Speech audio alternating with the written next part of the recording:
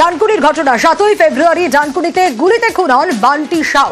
অনিল বলে একজন তার স্ত্রীকে বারবার উত্ত্যক্ত করার অভিযোগ ছিল এবং অনিলকে নিষেধ করলে হুমকি বান্টির। আর সেই আগেই খুনের পরিকল্পনা। এবার গ্রেপ্তার করা হয়েছে এই অনিল সাউকে। আরো বিস্তারিত এই বিষয়ে জানাতে পারবে রানা, রয়েছে আমার সঙ্গে। রানা, কিভাবে গ্রেপ্তার, কি আপডেট এ বিষয়ে?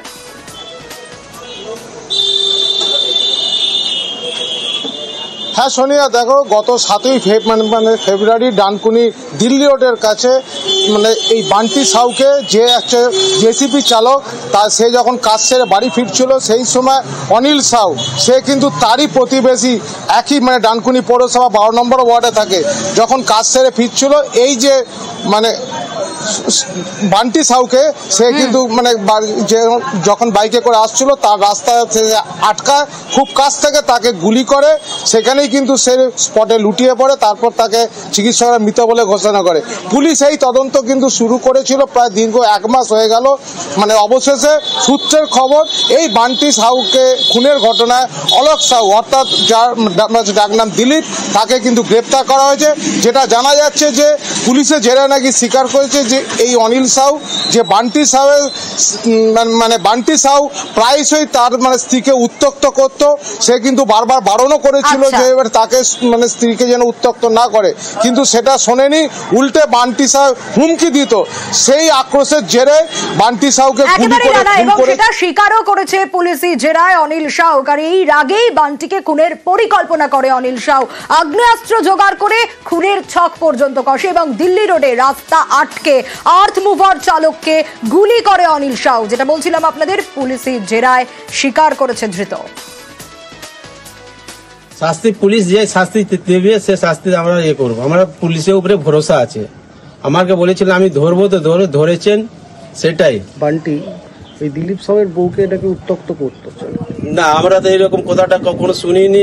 পাড়া লোকও জানে না। ওর ডিউটি ছাড়া ওর অন্য কাজ করতো না। অন্যদিকে চোপড়ার চেতনগঞ্জ, সেখানে একেবারে ধুমধুমার পরিস্থিতি, সংঘর্ষ, অগ্নিকাণ্ডের ঘটনা, দুই গোষ্ঠীর মধ্যে সংঘর্ষ। দেখুন কিরকম পরিস্থিতি তৈরি হয়েছিল।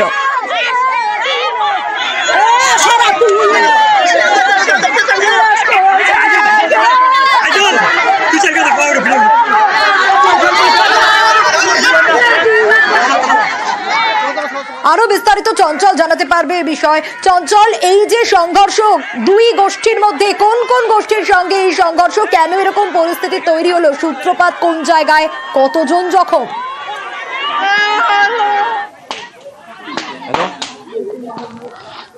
দেখো সোনিয়া, তোমাকে জানিয়ে রাখি যে চোপড়া থানার যে চেতনাগঞ্জ এলাকা, সেই চেতনাগঞ্জ এলাকায় সমীর উদ্দিন এবং জাকির হোসেন, এই দুই গোষ্ঠীর মধ্যে কিন্তু দীর্ঘদিন ধরে একটা জমি বিবাদ ছিল। সেই জমি বিবাদকে কেন্দ্র করে কিন্তু দেখা গেছে যে কোর্টে একটা মামলা চলছে। কোর্টে মামলা চলাকালীন কিন্তু একাধিকবার সেই সমস্যা এবং যে বিবাদ মেটানোর কিন্তু জন্য সালিসি সভা হয়, কিন্তু সালিসি সভা বসলেও কিন্তু সেই সমস্যা কিন্তু মিটমাট হয়নি। আজকে যেটা অভিযোগ উঠে আসছে যে সমীর উদ্দিনের যে লোকজন, তারা কিন্তু আজকে সেই জমি দখল করতে গেলে জাকির হোসেনের লোকজন কিন্তু বাধা দেয় এবং বাধা দেওয়াতে কিন্তু দুই পক্ষের মধ্যে ব্যাপক সংঘর্ষ বাধে। অভিযোগ ওঠে যে জাকির হোসেনের যে এক ঘরের ঘর, সেই ঘরেও কিন্তু ঘরে আগুন লাগিয়ে দেওয়ার অভিযোগ উঠেছে। এই নিয়ে কিন্তু ঘটনায় ব্যাপক ধুন্ধুমার এবং উত্তেজনা ছড়িয়ে পড়ে। খবর পেয়ে কিন্তু চোপড়া থানা পুলিশ গিয়ে পরিস্থিতি নিয়ন্ত্রণে নিয়ে আসলো, কিন্তু এখনো এলাকা থমথমে রয়েছে। তবে এই এলাকা থমথমে। আমাদের জমি নিয়ে ঝামেলা ছিল মোটামুটি 11 মাস ধরে। ওরা একটা কাজও করছে, আমাদের ওদিকে মেয়েগুলো পাঠাই দেওয়ার পরেই ওখানে নিয়ে মাছিস দিয়ে ওখানে ধরাই দিয়ে ঘরটাকে জ্বলাই দিল আমাকে ফাঁসানোর জন্য। আমাদেরকে দুইজনকে আগে রাস্তার মধ্যে টেনে নিয়ে গিয়ে একজনকে কানের মধ্যে পেস্তল লাগাই দিয়েছে, একজনকে আগে পুরো আঘাত। কারা মারলো? এটা জাকির লোকগুলো মারলো। ফলিম মারছে, জয়নাল মারছে, জমশেদ মারছে। গুন্ডা বাহিনী নিয়ে আসে, ট্রাক্টর নিয়ে আসে, এখানে আজকে হাল চালালো। আর আমাদের কয়েকটা মেয়ে মানা করতে গেছিল, এরকম মারপিট করছে। একজনের হাত কাটে গেছে, একজনের এখানে কাটা গেছে, এরকম মারছে। 3-4 জন মিলে মারছে, এরকম মারছে। আচ্ছা, সরকারি জমি মানে সরকারের জমি, সেই জমি সাধারণ মানুষ কিভাবে বিক্রি করতে পারে? হ্যাঁ, এমনটাই তো অভিযোগ রয়েছে। আর সেই কারণেই এই অভিযোগে রীতিমতো উত্তেজনা হরিশ্চন্দ্রপুরের ভিঙ্গল পঞ্চায়েতের কোলহারে। সরকারি জমি দখল করে ফেলেছেন এমনটাই অভিযোগ, আর তার বিরুদ্ধেই প্রতিবাদ করছেন স্থানীয়রা। দেখুন স্থানীয়দের প্রতিবাদ। আমরা গ্রামবাসী এর বিপক্ষে থাকবো।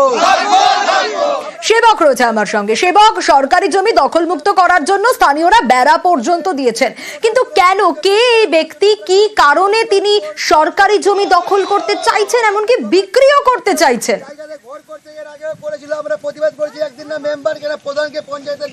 একদমই, দেখো, সরকারি জমি দখল শুধু দখল নয়, সেই জমি অন্যের কাছে বিক্রি করার অভিযোগ মোহাম্মদ আমিন নামে এক ব্যক্তির বিরুদ্ধে। এবং এ নিয়ে যখন স্থানীয়রা প্রতিবাদ করেন তখন মোহাম্মদ আমিনের ছেলেরা চড়াও হয়, দুই পক্ষের সংঘর্ষে 3 থেকে 4 জন জখম হন। এখন তুমি যেটা বলছিলে মোহাম্মদ আমিন কে, কেন তিনি বিক্রি করবেন? মোহাম্মদ আমিন নামে এক ব্যক্তি, তিনি ওই এলাকায় কেন্দ্রীয় সরকারি প্রকল্পে রাস্তা তৈরির জন্য 2 শতক জমি দিয়েছিলেন কয়েক বছর আগে। তার বিনিময়ে এলাকার উন্নয়নের স্বার্থে পঞ্চায়েত থেকে তাকে 16 শতক জমি দেওয়া হয়, কিন্তু অভিযোগ হিঙ্গল পঞ্চায়েতের দখলে থাকা এই জমি যিনি 16 শতক দেওয়া হয়েছিল তার থেকে অনেকটা বেশি তিনি নিজের নামে দখল করে রাখেন। এবং শুধু তাই নয়, এই দখলীকৃত জমি, সরকারি জমি, সেই জমি তিনি বিক্রি করেন স্থানীয় একটি ক্লাবের কাছে 4 লক্ষ টাকায়। এবং পুরো ঘটনায় কংগ্রেস পরিচালিত পঞ্চায়েতের বিরুদ্ধেও কিন্তু যোগসাজশের অভিযোগ উঠছে। আর এ নিয়ে স্থানীয়রা কিন্তু ক্ষোভ প্রকাশ করেন, তারা জমি ঘিরে পাল্টা প্রতিবাদে সরব হন। যদিও পঞ্চায়েতের দাবি যে তারাও এই ঘটনা শুনেছেন, কারণ তাদের অর্থাৎ পঞ্চায়েতের জমি বিক্রি করে দেওয়া হচ্ছে বলে অভিযোগ উঠেছে। বিএলআরওকে পুরো বিষয়টি লিখিতভাবে পঞ্চায়েতের তরফ থেকেও জানানো হয়েছে। ইতিমধ্যে ভূমি সংস্কার দপ্তর ঘটনার তদন্ত শুরু করেছে। যদিও এই অভিযুক্ত মোহাম্মদ আমিন তিনি অভিযোগ অস্বীকার করেছেন। পুরো বিষয়টি পুলিশও তদন্ত করছে, প্রশাসনিক তদন্ত। ইতিমধ্যে তদন্ত করা হচ্ছে গোটা বিষয়। এই জায়গাটার উপরে মোহাম্মদ আমিন কিছুদিন ধরে দখল করে রেখেছিল। সেই জায়গাটা গ্রাম পঞ্চায়েতের খাস জায়গা, ও দিন দিন বিক্রি করছে।